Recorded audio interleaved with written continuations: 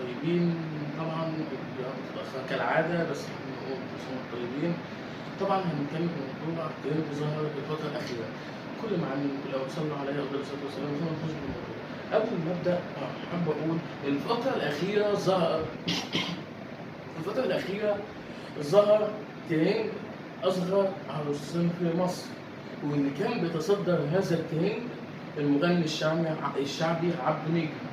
عبده نجم في لقاء له مع القاهرة 24 قال أنا شُفتها بالشهر، أنا شُفتها من حوالي شهر بحفلة، اتعرّفوا على بعض وماشي، خلّينا نكمّل للآخر، اتعرّفوا على بعض حوالي شهر واتواصلوا مع بعض واتواصلوا مع الأهل، يعني الباشا اللي هو الجدعان عبده نجم اتواصل مع أهلها وكان في قبول. ده الغريب إن إزاي واحد أو واحدة في السن ده يقبل إن هو يتفتح، يعني حتى. طب خلينا نشوف الأول، نشوف بس نبدأ ونخش.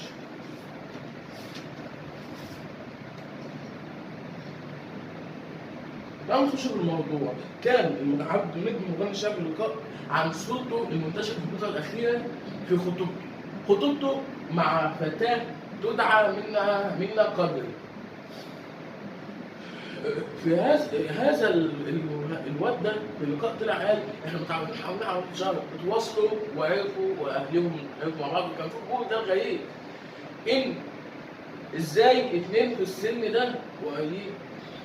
طب هنقول حاجه، نفترض ان هو حصل ماشي قرايه فتح وماشي، يعني ايه في السن ده؟ يعني ما كان حتى ما دخلش كليه لسه الواد ولا حتى البنت. عايز اقول الترندات دي هتفضل فين؟ هتودينا وتجيبنا. انا كل عايز اقول، انا عايز اهل العريس والعروسه، انا مش هقول حاجه، انا هعمل حركه وانتوا هتعملوها. الحركه دي مش هقدر اقول حاجه غير كده. ثانيا ان الفتى كذب خبر انه صغير وعنده 13 سنه، وده الخبر ده اتكذب الواد ده نفى الخبر. اوكي هنكمل ماشيين في الحدوته، هتشوف الحدوته دي هتودينا لحد فين. ان الواد قال انا سني مش صغير، انا ومنى انا ما عنديش 13 سنه، لا هو قايل بنفسه انا وهي عندنا 17 سنه. ان ازاي؟ وقال لي احنا بس قايلين فاتحه مش اكتر، والموضوع الجواز لسه بدري يعني. طبعا حبيبي انت طالما بدات في السن ده يبقى هتتجوز بدري.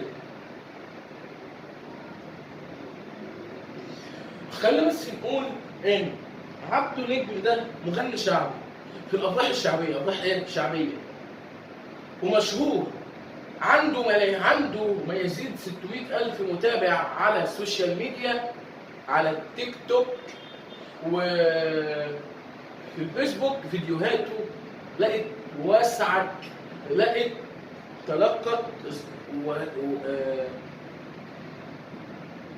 حاجه، تلقت اشياء كتير. هذه الفيديوهات تلقت ملايين المشاهدات، ظهر وتوسع لحد ما بقى المغني الشعبي عبده نجم.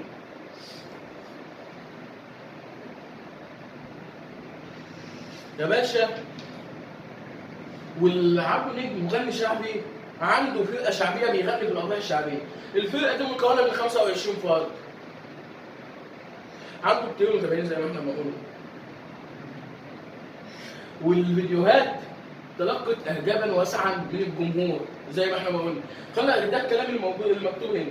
خلينا بقى نتكلم عن الترندات اللي هنشوف هتودينا فين بعد كده. ادينا ماشيين ورا الترندات، واحنا ما شاء الله شعب ماشي ورا الترندات والهيافه. ان احنا الترند اولا، الاثنين دول لو بيعملوا كده في سن صغير لا مش هيعملوا حاجه غير انهم يعملوا كده. ليه؟ يتلقوا شهره واسعه ويبداوا يعملوا الترندات. الترندات اللي الشعب بتاعنا عامة يعني اقول ايه، الشعب بتاعنا دايما بيمشي ورا الترندات. الترندات دي بتأكد ان الشعب بتاعنا، احنا الشعب، ان احنا جهلة، معلش باللفظ، مع الترندات دي، ومصدقين ان الهيافة دي بجد احنا جهلة. لو عايزين نتعلم ما ناخدش بالترندات، ان احنا نشوف ترندات ونعمل زيها، لا، مالكش فيه. دي عالم فاضيه مع نفسها بتعمل حاجات لا يخطر بها عقل اصلا. ان ازاي واحد زي ما احنا ما قلنا في السن ده دايما بيبقى عنده طب اقول لكم حاجه، انا عندي 18 سنه وفي غيري عنده 18 سنه وداخل على 19 ولسه ما حصلش لا حاجه من الحاجات اللي الترند اللهبل ده عملها. يعني الولد عنده 17 سنه وانا عندي 18 سنه. ان ده تخلف وغباء يشير ان احنا الترندات دي هتودي مصر في حته ثانيه، هتودينا. هنشوف الترندات دي عايزه تودينا لفين، هتودينا لمين، هتودينا لمين، هتروح لمين، هتودينا شمال، هتروح شمال. احنا ما بقيناش عارفين نعمل. الشعب المصري من كتر يعني اقول ايه، من كتر ما بيشوف حاجات غريبه تحصل، ان احنا بقينا في زمن كله بيجري على المظاهر والترندات والشهره وكسب شهره واسعه، وكسب شهره واسعه من المال، خاصه بهذا الترند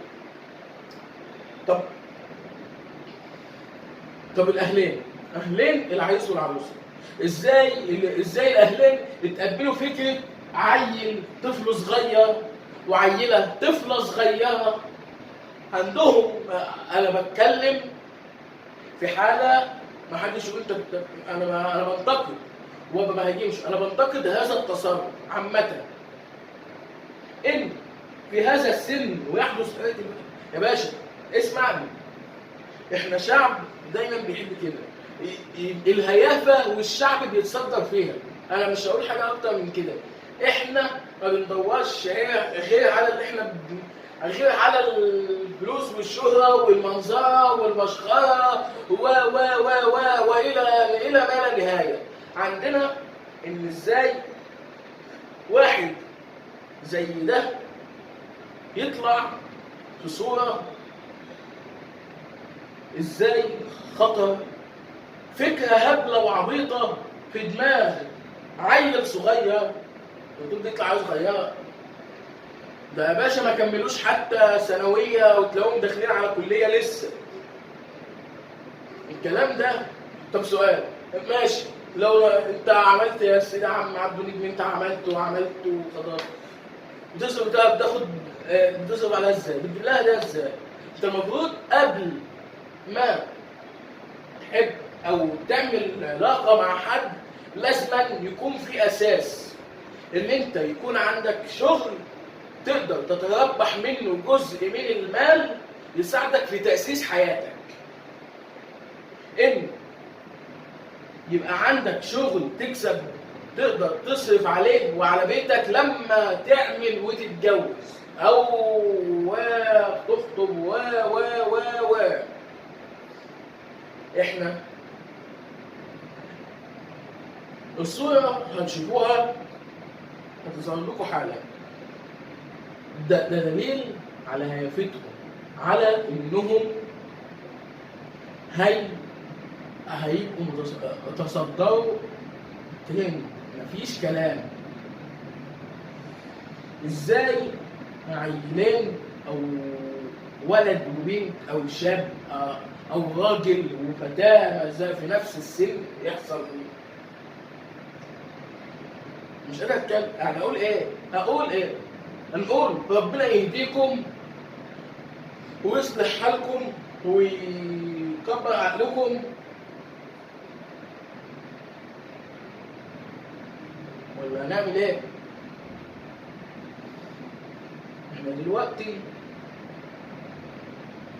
او انا بالنسبه لي موضوع هذا الترند ان احنا دلوقتي ما بقاش في اي حاجه اخلاق حتى في هذا السن، ولا هذا الكلام زي ما احنا عارفين.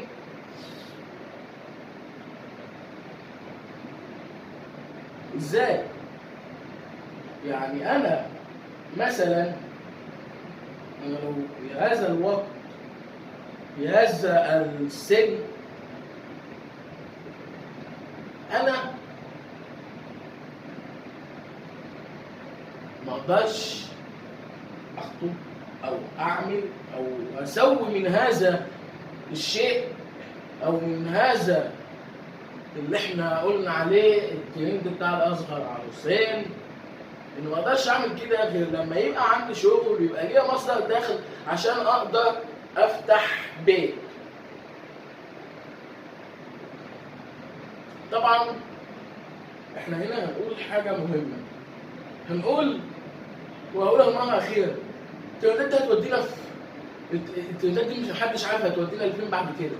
هنقول ربنا يهديكم. انا مش مشاهده ممتعه لهذا الفيديو. طبعا انا كل مشاعري واحاسيسي مليانه جراح، مجروح من كل الناس جدا ومفيش افراح. ما هي كل الناس كتالة وجعي ولا شبه وراح. صدقت فيديو بنفس الشاب والبنت وانا اللي اتأذى على تيك توك. ناس نكرة وبلاش كده عاده وما تلزمنيش ضمايرها النايمة في اجازة. المرحلة دي يبقوا كده دليل على اننا جهلة، لازم نتعلم من اخطائنا. مش معنى ان واحد عمل كذا نروح نعمل زيه. احنا عايزين نتعلم من كل الترندات دي غلط، واحنا بنحاول نتعلم الصح مش نعمل الغلط. يعني كل ما هقوله ربنا يهديكم، اتمنى لكم مشاهدة ممتعة. السلام عليكم.